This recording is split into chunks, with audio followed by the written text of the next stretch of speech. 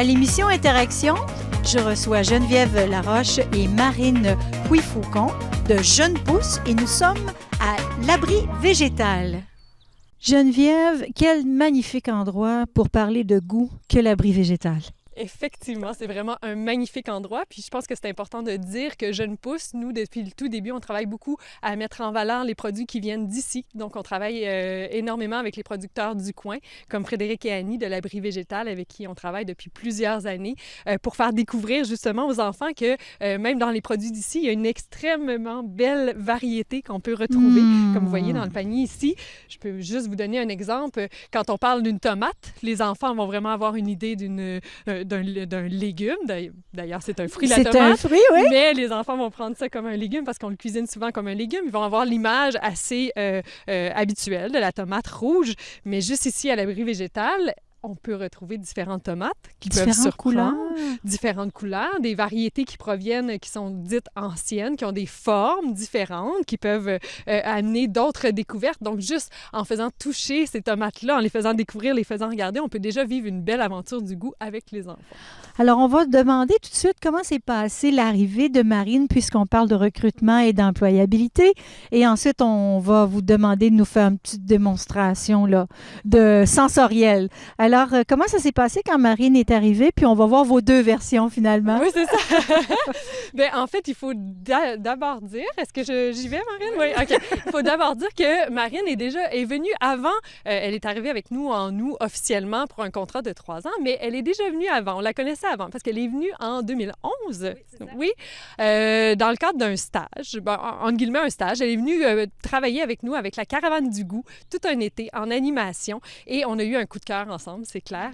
On a découvert Marine, on a découvert qu'on travaillait bien ensemble, on a découvert aussi toute sa créativité et c'est un peu ce qui a fait qu'on a gardé contact et que quand il y a eu une opportunité qui s'est présentée, on a fait venir Marine avec nous. Mais disons, Marine, est-ce que ça a été plus facile vu que vous parlez français, donc déjà c'est aidant, mais votre version à vous de votre arrivée, ça s'est fait en douceur?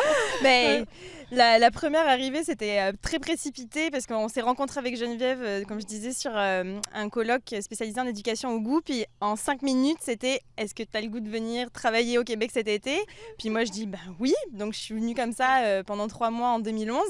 Puis donc ça a été très rapide. Puis là, mon arrivée plus officielle donc de l'année dernière, ça a été un long processus. On a mis du temps papiers, à avoir la réponse, oui. Puis la création du poste, c'était un processus de plusieurs mois. Puis est-ce qu'on doit prouver qu'il n'y a personne d'autre qui peut remplir ce poste-là ici ou? Bien, oui, entre autres, il faut vraiment démontrer que la personne a des compétences qui seraient plus difficiles de trouver ici. Et comme je disais au début, l'éducation sensorielle au goût, c'est plus répandu en Europe, mais ici, c'est tout nouveau. Fait que pour nous, ça a été quand même facile de démontrer que Marine arrivait avec beaucoup de compétences. Et c'était quoi ces compétences-là qui étaient particulières? Mais j'avais déjà travaillé en animation, en éducation au goût. Je connaissais la pédagogie, donc cette approche de l'alimentation par les 5 sens, comment on aborde ça avec les enfants. J'avais travaillé déjà avec différents publics. Puis j'avais travaillé dans un centre de recherche spécialisé en éducation au goût où j'avais assuré à la fois la création, qui demande de l'imagination, de créer des ateliers d'éducation au goût pour des 5-6 ans. D'ailleurs, je veux préciser que pendant ce projet de recherche, j'avais invité Jeunes Pousses à faire partie d'un comité d'experts pour valider la création de ce programme pédagogique que j'avais mis en place avec une autre association en France.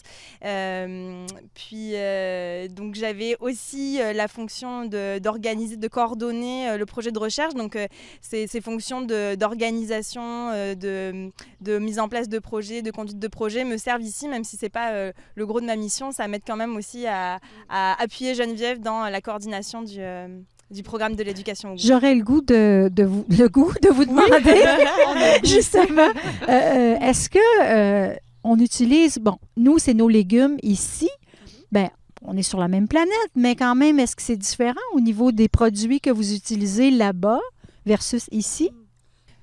Là-bas, en France? Je dirais dans un des premiers ateliers développé par Jeunes Pousses qui consiste à préparer soi-même un smoothies avec des petits fruits des champs.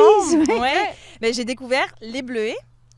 Qui n'est pas un fruit qui est très répandu en France. On a les myrtilles, mais c'est très différent. Puis c'est pas aussi répandu que les bleuets en Estrie. Oui, puis je pense qu'il y a beaucoup de différences aussi au niveau de la saisonnalité. Alors, il y a beaucoup de choses qu'on peut retrouver à la fois en France et au Québec, mais en France, la saison va être plus longue, ça va arriver plus tôt. Et il y a effectivement aussi des produits qui ne poussent pas du tout ici, là, notamment dans le sud de la France, avec tous les produits de la Méditerranée, les olives, on peut penser à plusieurs choses comme ça qui sont uniques quand même. Il y a des diversités, mais on essaie de les faire découvrir aux enfants aussi. Tout en travaillant les produits locaux, on essaie de les ouvrir aussi à voir qu'il y a une variété et que selon les endroits dans le monde, on peut manger très différemment. Là, je regarde, ça c'est mauve. C'est un piment. Comment réagit un enfant? Je vous laisse nous expliquer. Oui. Ben, la vue, c'est... On pense que le goût, c'est juste dans la bouche, mais en fait, tous les sens, aussi bien la vue que l'odorat, le toucher, parfois même l'ouïe, ça va intervenir dans ce qu'on appelle le goût, l'expérience quand on mange.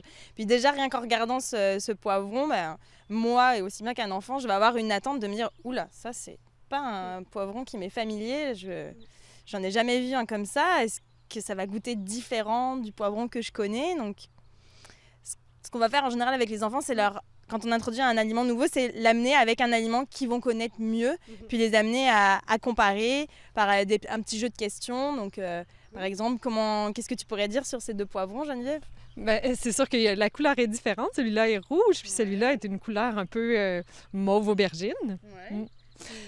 Puis, normalement, en plus, on pourrait commencer, comme l'enfant ne connaît pas du tout ce type de poivron-là, on aurait pu commencer en ayant les yeux fermés, alors donner le poivron d'une couleur différente à faire toucher à l'enfant.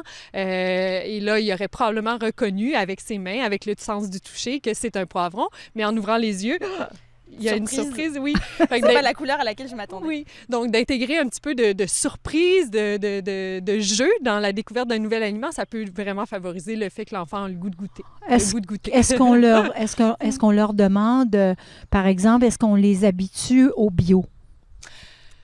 Bien, en fait, c'est sûr que nous, par valeur, on aime beaucoup travailler avec des producteurs Comme à l'abri végétal ici. Oui, mais on ne peut pas aller là nécessairement dans tous les milieux, dans le sens où déjà, on a un devoir plus global d'éduquer à l'alimentation, l'ouverture. Oui, on va parler des différentes conditions, mais on ne peut pas aller juste parce qu'on travaille aussi avec beaucoup de milieux défavorisés, donc il faut s'ajuster aussi. Il nous reste peu de temps. C'est une expérience concluante avec une personne venue d'ailleurs, ici? Bien, moi, je dirais que oui, et j'inviterais tout le monde à vivre cette expérience-là parce que je pense que ça peut amener beaucoup et à prendre le temps pendant cette expérience-là aussi de partager les différentes façons de faire parce que même si la France, il y a peu de différences, il y a quand même des choses qui peuvent être des bons conseils à se donner, des façons de revoir aussi nos façons de faire ici au Québec. Et vous, Marine, vous allez rester avec nous, on l'espère? Bien, encore au moins pour quelques années, jusqu'à ce qu'en tout cas, pour mon contrat actuel, c'est une aventure que j'ai entamée avec plaisir puis que j'ai le goût de continuer. On a le goût de vous garder avec nous aussi. Oui. Merci. Tout à fait. Merci infiniment d'avoir pris part à cette émission parce que vous êtes des modèles pour nous, pour les employeurs d'ici, avec les gens venus d'ailleurs.